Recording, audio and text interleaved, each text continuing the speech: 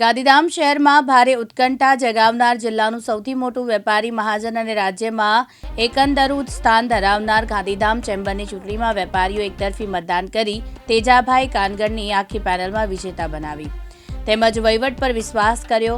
ગત એક મહિનાથી શહેરભરમાં દરેક વર્ગમાં ચર્ચામાં ચાલી રહેલી ચૂંટણીના દિવસે સવારથી ચેમ્બર પ્રાંગણમાં મતદાનમાં ભારે ભીડ ઉમટી। કુલ 3109 સભ્ય પૈકી 2754 સભ્યોએ મતદાન કર્યા હતા।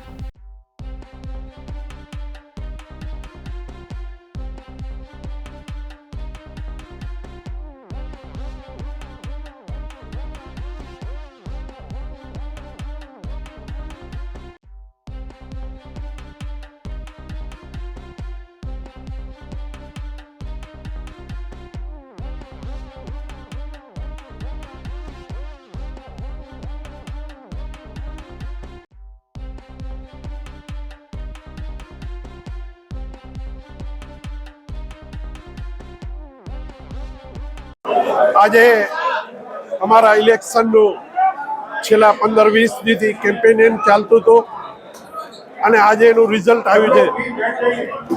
જે રિઝલ્ટ અમારી પૂરી પેનલ જીત થઈ છે।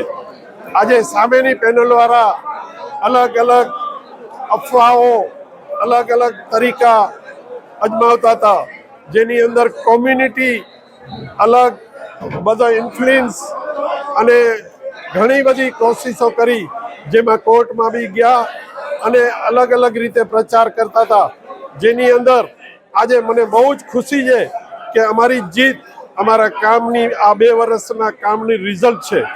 અમને એટલો સપોર્ટ ગામમાંથી મળ્યો।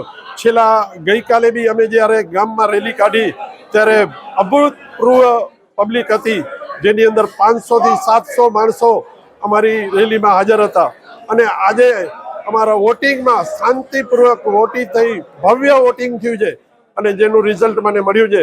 આ રિઝલ્ટ અમારી પેનલના બધા પ્રોક્સી વગર જ વિજય થયા છે। મને બહુ જ ખુશી છે, ધન્યવાદ। અને આવતા 2 વર્ષમાં બી અમે લોકો એટલું જ આનાથી બી વધારે કામ કરશું, એના માટે અમે ખાતરી આપી છે, અમે ચેલેન્જ આપી ખાતરી આપી છે। અમે